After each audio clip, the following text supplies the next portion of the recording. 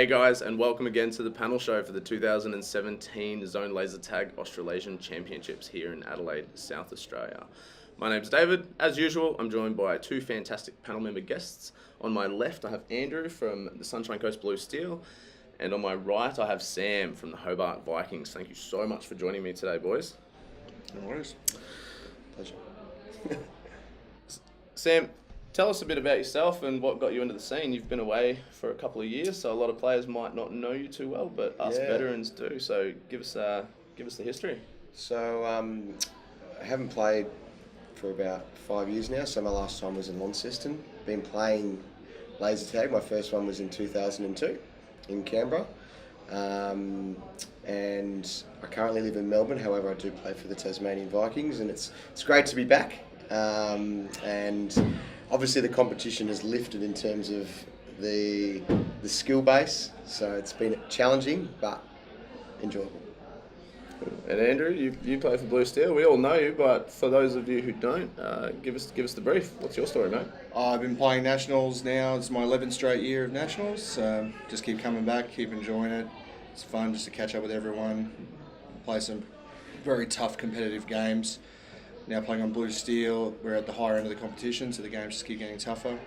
It's come a long way from when I first started as well, and just seeing in the last 11 years just the change in not only the way teams are formed, but the way they play and the structures they play in, tactics, things like that. So I think it's safe to say it's a lot harder now than it was 10 years ago.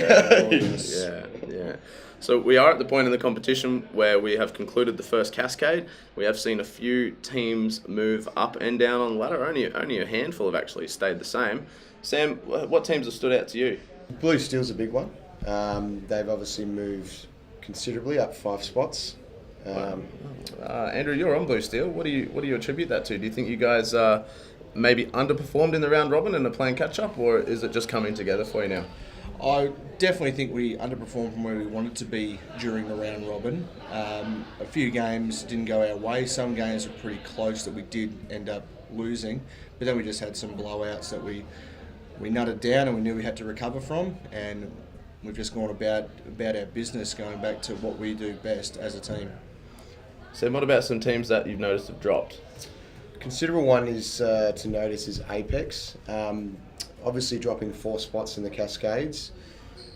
My thoughts are that having a home maze advantage does help towards the initial part of the competition, particularly in the round robin. A lot of the visiting teams are playing catch up at this point in time. With Apex dropping 4 spots, I think it's sort of aligning the ladder correctly. You have the Desolators, who obviously are performing very well, and they've got very, very good pack-on-pack points. You've got Bacura, you've got Meerkat, that are just really strong pack-on-pack. Apex, we'll see how they perform in the next Cascades, but you'd think that they don't have that strength that the Desolators they're sort of have. missing that superstar, aren't they? They're a group of they're well-rounded and they're playing at home, but they're missing that superstar that would carry them into a top 5 position. That's my thoughts.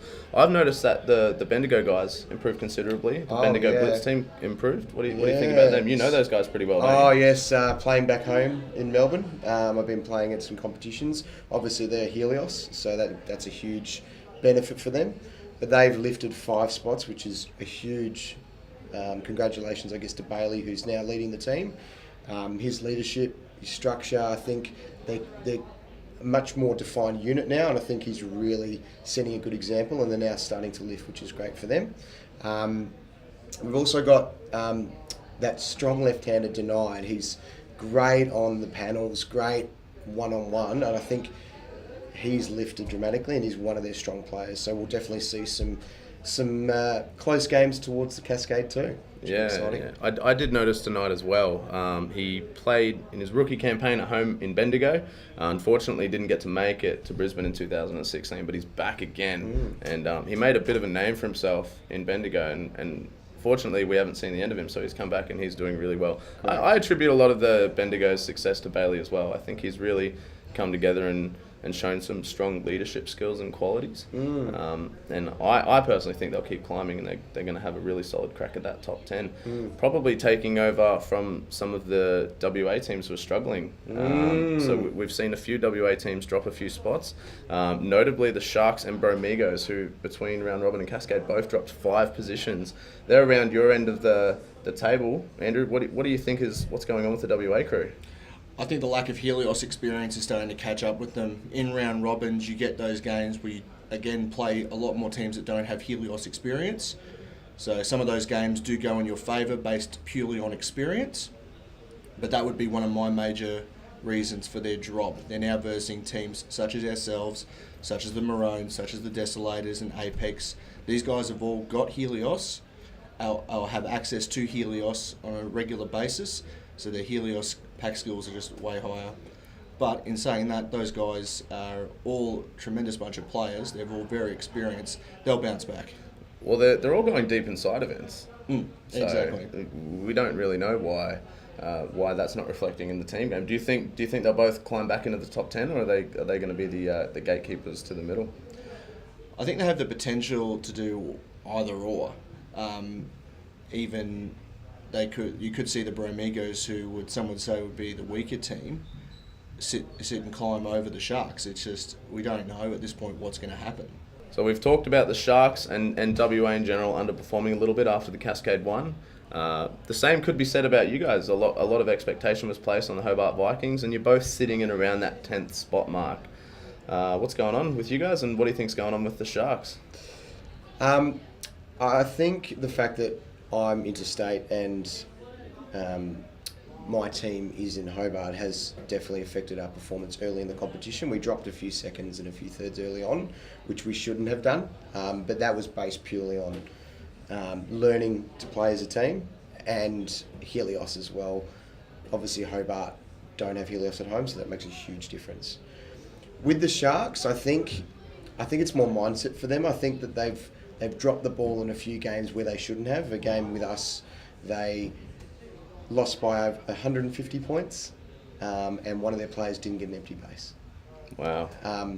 So I think it's really that mindset, and when you start to consistently get a third, you just lose the plot, as they say. And I think the Sharks have the potential, they have the skill, they can play well. It's whether they can turn that mind on and perform well in a game. That's the question. Missing an empty base in a game that you lose by 150 points is a very big deal.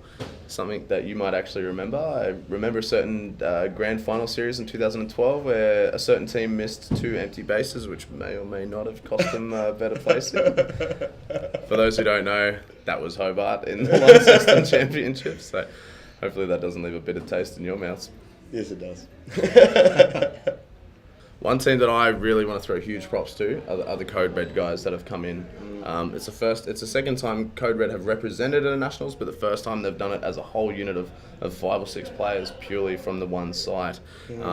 We were fortunate enough to actually see the first 3 New South Wales team game since Campbelltown in 2006. So I think it's a great sign to see a bit of growth in that area. We saw a game between Code Red, the Wagga Pac-Men, and the Albury Fury, and I think it's really good to see growth from that scene. We'll quickly touch on base results. I think statistically the strongest bases in order is red, followed by blue, and then green. Do you guys agree, or do you think those might be skewed by the fact that the round robin might not be an accurate representation? I disagree with the actual results. I think each team, based on the way that they play, is going to have stronger colours than others. As an example, we perform particularly well on red and green, where blue might be a weaker colour for us, where other people in the tournament, like Maroons, might perform better on a different colour. We find that in green, as an example, the reason we perform better on that, it's because it's when you go into a base, so you're outside it, it's very movability. You can go to panels, a lot of panel fighting, which is usually Hobart's strength. Whereas where you go to another base like blue, not as much panel fighting in that arena. So, yeah, my belief is that, look, I feel that green is the strongest base at the moment, which a lot of people would disagree with. But moving forward, it's going to change when it comes to the finals anyway, and I think you'll see some surprise base choices in finals. Yeah, right. What do you think, Andrew? I'm along similar lines. I do like red. I think green has a slightly better tactical position in the arena.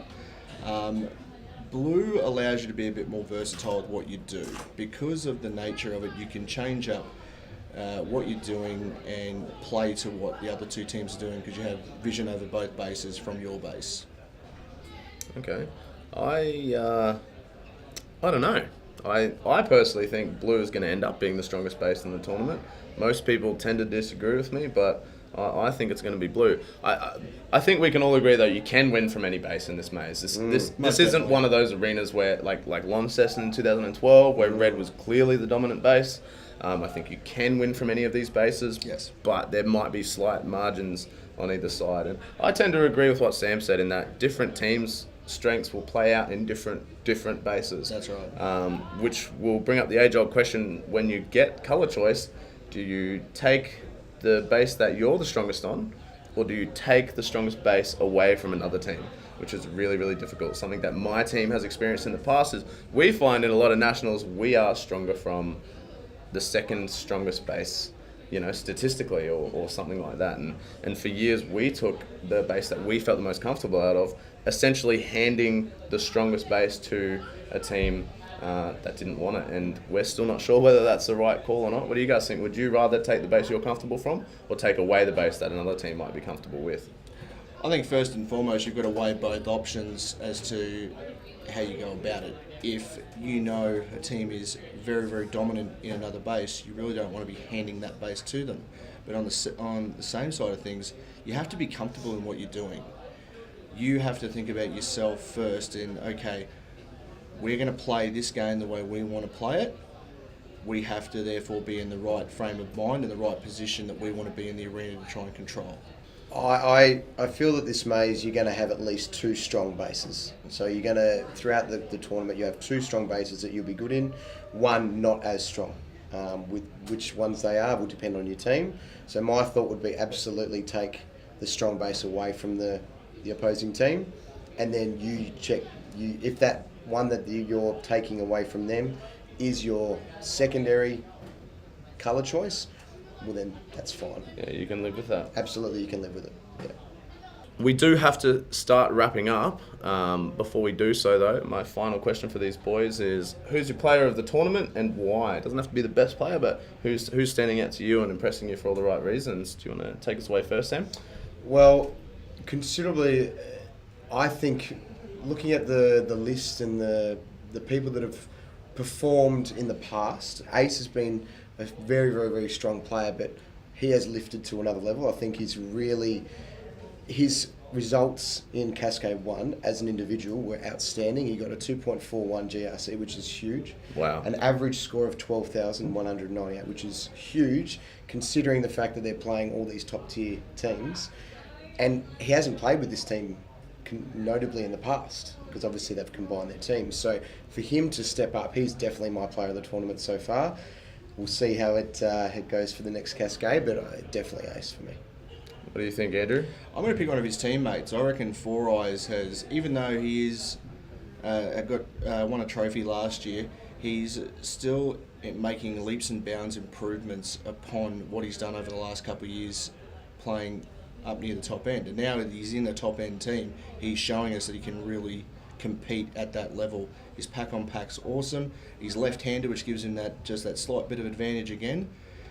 He's just going leaps and bounds. Whilst Ace is a great choice as well, I think Four Eyes is just, from what he's produced over the last couple of years, he just keeps improving. I'm not saying that Ace hasn't, but yeah. Two Kiwis. Well, I'm going to make it a third. My player of the tournament's actually the leg. I think he's captaining a very, very fresh team, and he's absolutely killing it. And they're exceeding expectations, undeniably. I personally reffed one of their games, and their defense in green was just poetry in motion. Like, I want to thank you guys for teaching me how to defend green, because I didn't know how to do it before, and now I do. And I didn't think that a team at that level of the competition would be so structured and so organised. Within a few years, those players are all going to be fantastic, and I just want to put a huge shout out to him for putting that team together and being really, really good at leading them. That is all the time we have for today. Thanks for joining in. I'll be back again tomorrow with a couple of new fresh faces, and we'll be talking about some more cool stuff. See you then.